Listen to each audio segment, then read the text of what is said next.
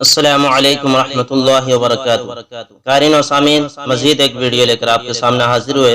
امید کرتے ہیں کہ آپ کو یہ ویڈیو پسند آئے گی۔ عنوان ہے مہلت زندگی کا عجیب واقعہ۔ مہلت زندگی کو سمجھنے کے لیے ایک واقعہ کتابوں میں لکھا ہے کہ ایک بادشاہ کا باغ تھا اور اس باغ کے کئی حصے تھے اور ہر حصے میں پھل لگے ہوئے تھے۔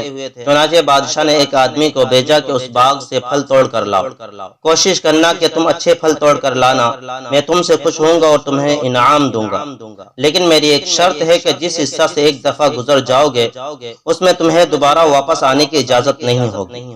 چنانچہ اس آدمی نے ٹوکری ہاتھ میں لی اور باغ میں داخل ہوا۔ اس نے دیکھا کہ پہلے حصے میں بہت اچھے پھل لگے ہوئے تھے۔ دل میں آیا کہ یہاں سے پھل توڑ لوں، پھر سوچا کہ اگلے حصے میں دیکھ لیتا ہوں۔ جب اگلے حصے میں داخل ہوا تو دیکھا کہ وہاں بہت اچھے پھل لگے ہوئے ہیں۔ دل میں خیال آیا کہ یہاں سے پھل توڑ لوں، پھر سوچا کہ اگلے حصے میں جا کر توڑ لوں گا، ہو سکتا ہے کہ وہاں بہتر ہو۔ جب وہاں جا کر دیکھا تو اور بہتر پھل لگے ہوئے تھے۔ دل میں خیال آیا کہ یہاں سے پھل توڑ لوں، پھر سوچنے لگا نہیں، اپنی ٹوکری میں سب سے بہترین پھل لے کر جاؤں گا، اس لیے اگلے حصے میں دیکھتا ہوں۔ جب اگلے حصے میں گیا تو دیکھتا ہے کہ وہاں پر بہت ہی بہترین پھل لگے ہوئے ہیں۔ دل میں خیال آیا کہ یہاں سے پھل توڑ لوں، پھر سوچا اگلے حصے میں توڑ لوں گا۔ جب آخری حصہ میں داخل ہوا تو دیکھا کہ اس حصے کے درختوں پر پھل نہیں لگے ہوئے تھے۔ وہاں رونے کھڑا ہو گیا کہ کاش مجھے پتا ہوتا تو میں پہلے حصوں سے پھل توڑ لیتا، آج میری ٹوکری خالی نہ ہوتی۔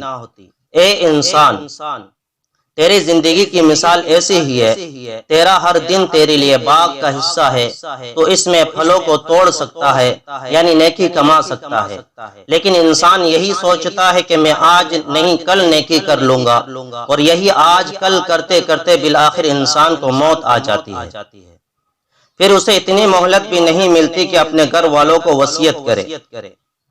قرآن کریم میں اللہ رب العزت فرماتے ہیں اذا جاء اجلهم فلا يستأخرون ساعة ولا يستقدمون، کہ موت آ جاتی ہے تو نہ ایک لمحہ آگے نہ ایک لمحہ پیچھے ہوتی ہے، بس انسان کو اپنے وقت پر جانا ہوتا ہے۔ اگر پانی کا پیالہ ہاتھ میں ہو تو اتنی بھی توفیق نہیں ہوتی کہ وہ پانی کا پیالہ پی لے، حتیٰ کہ آدھا سانس اندر ہوتا ہے اور آدھا باہر ہوتا ہے، اور وہیں اس کی روح کو قبض کر لیا جاتا ہے۔ تو قارئین و سامعین، اللہ رب العزت سے دعا ہے کہ اللہ رب العزت ہمیں اپنے اس زندگی کو صحیح نہج پر چلنے کی توفیق عطا فرمائے اور آخرت کی تیاری کرنے کی توفیق عطا فرمائے، کیونکہ حدیث شریف کے مفہوم کے مطابق عقل مند شخص وہی ہے جو مرنے سے پہلے مرنے کی تیاری کرے۔ اللہ رب العزت ہم سب کو مرنے سے پہلے اپنے مرنے کی تیاری کرنے کی توفیق عطا فرمائے، نیک اعمال کرنے کی توفیق عطا فرمائے۔ جزاکم اللہ خیر و احسن الجزاء۔